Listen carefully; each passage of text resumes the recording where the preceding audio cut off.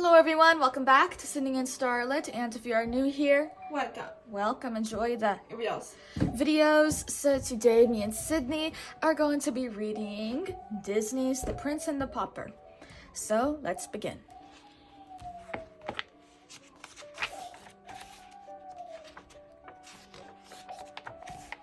For many years, England had a wise and good king. The people were happy under his rule.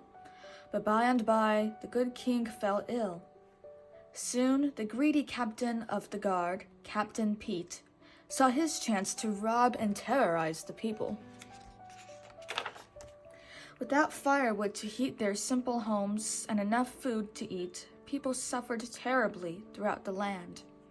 It seemed that no one could save the kingdom from the thieving Captain Pete. Until one day, kindling, called Mickey. Beside him, Goofy shouted, "Get your snow cones here! Plane and rock and twig!" The two friends were hungry and cold too, but they tried to make the best of things. Suddenly, a coach full of Captain Pete's soldiers spun around a corner, spraying snow in Mickey's and Goofy's faces. Mickey's dog, Pluto, shook the snow from his snout and took off after them. Mickey chased Pluto all the way to the castle. When one of Pete's guards caught sight of Mickey, he bowed so low that his nose almost touched the ground. "Welcome home, young prince," he said. "You fool!" growled Captain Pete. "Don't you know the prince is still up in his room?" He grabbed Mickey and was about to throw him out, when the prince called down to Captain Pete. "That is no way to treat one of my subjects. Unhand the lad and send him up to me." As Mickey tried to find the prince's room, he stared at the luxurious castle furnishings. He was so busy looking around that he forgot to watch where he was going. With a loud crash, he stumbled into several suits of armor. Just then, the prince appeared.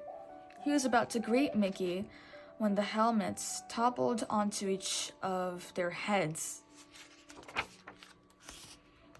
Mickey and the prince pulled off their helmets and gasped. "You look just like me," cried Mickey. No, cried the prince. "You mean you look just like me, exactly like me." Then the prince had an idea. "I could take your place just for one day. I'm tired of being a prince," he said. "I'm tired of studying and fencing and never having time for myself. I'd like to see what's going on outside these castle walls." "If we swapped clothes," he told Mickey, "you could live like a prince for a while, and I could walk around the kingdom, just like an ordinary citizen." "But I don't know how to be a prince," said Mickey. "Don't worry," said the prince, as he gave Mickey some royal clothes. "To govern, you need only to say, 'Splendid idea. I'm glad I thought of it.' And, 'Guards, seize him.'" The prince put on Mickey's clothes, climbed through the window, and slid down a vine. "I'll be back in the wink of an eye," he called. Mistaking the prince for Mickey, Captain Pete grabbed him as soon as he reached the ground. He placed the prince in a catapult and fired him over the castle wall. "And stay out!" Captain Pete shouted. The prince landed on his face in the snow, and Goofy and Pluto ran over to help him up. As soon as Pluto sniffed the prince, he knew it wasn't his master, Mickey. So Pluto trotted off to the castle gate to wait for the real Mickey. "Gosh, Mickey," cried Goofy. "You shouldn't jump over walls and land on your face like that. You can get hurt." Of course, the prince had no idea who Goofy was. "I'm Goofy, remember?" said Mickey's friend. "So I see, my good man," the prince mumbled. "But I really must be going. Ta-ta." Now Goofy was really confused. Mickey had certainly never talked this way before. Once the prince managed to get away from Goofy, he began to enjoy his new surroundings. What a nice little place, he said to himself. I really must try to come here more often. The prince was enjoying his walk when he spotted a little dog. Because he'd never had a pet before, he thought it would be fun to play with the little fellow. But the little dog had bigger friends who thought chasing the prince was even more fun. Back at the castle, Mickey was quickly becoming bored with the life of a prince. He didn't like spending his day taking all those lessons. Not when he could be eating instead. Mickey licked his lips as Donald, the prince's butler, carved a giant turkey. Mickey was about to help himself, but Donald pushed him away. Your Highness, said Donald. Not yet. Remember, I have to taste it first. What if one of your enemies is trying to poison you? What enemies? Asked Mickey. But Donald didn't answer. His mouth was too full. And before Mickey could get a taste, Donald gobbled up everything on the platter. Outside the castle, the real prince quickly discovered that the greatest enemies of the townspeople were the king's own soldiers. Captain Pete had been ordering his men to steal everything they could carry. The prince was horrified. As your prince, I command you to give back everything that you have stolen, he declared. Prince? Scoffed a soldier. Oh, I get it. You forgot to wear your crown today, he said as he clobbered the prince with a pumpkin. How's that for a crown? Then the prince remembered something. I can prove I'm the prince, he shouted. He showed them his royal ring, the only thing he had brought from the castle. Everyone bowed before the prince when they saw it, even the soldier who had a cart of stolen food. It is the prince, he cried. The prince quickly took charge of the food and began to give it back to the hungry people. He handed out loaves of bread and chickens, sausages and hams until all the food had been returned. Hooray for the prince! Shouted the happy crowd. Not everybody was happy about the prince's kindness, least of all Captain Pete's spies, who ran off to tell him about what the prince was up to. Pete quickly found the prince and had him thrown into the castle dungeons. Donald was imprisoned too. The prince wept as he sat on the cold stone floor.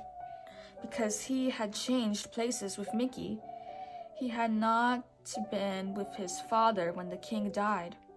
And now Mickey, the pauper, would be crowned king. Suddenly, there was the sound of heavy footsteps.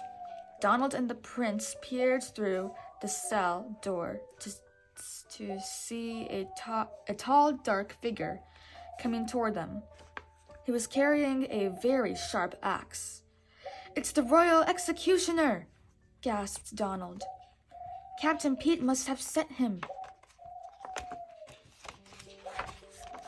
The prince and Donald shuddered as the executioner approached. To their great surprise, he tripped on his long rope and knocked the guards unconscious with the side of his axe. Gosh, I sure am sorry, cried Goofy as he pulled off his hood. Donald grabbed the keys from Goofy and unlocked the door. Meanwhile, Captain Pete continued his evil plan. He was forcing Mickey to become the new king. To make sure that Mickey would obey his orders, Pete had kidnapped Pluto. Pete knew that Mickey would never do anything to put his dog in danger. With Mickey on the throne, Captain Pete would control the kingdom. Just as the crown was about to be placed on Mickey's head, Mickey ducked and said, Stop! Captain Pete is a traitor! Guards, seize him! The boy is an imposter, shouted Pete. But I am not, called out the prince, bursting into the room. As he rushed toward Captain Pete, he snatched a sword from a guard and the fight was on. Goofy and Donald were doing their best to help the prince. Donald swung his axe and sliced the ropes that held up the chandelier. It fell down on the whole crowd of soldiers. When the brave king knocked Pete's sword out of his hand, the townspeople cheered. "Off to the dungeon with them," commanded the prince. The townspeople tied up Pete and his men and led them away. Then it was time for the ceremony. The real prince was crowned king, and the people could feel safe once more with the kind and generous ruler. The people all lived happily ever after, thanks to Mickey, Goofy, and... what does this say? Donald. The end. So that is it for today, everyone. Really hope you all enjoyed it, and we'll see you all next time. Bye-bye. Check out your favorite page.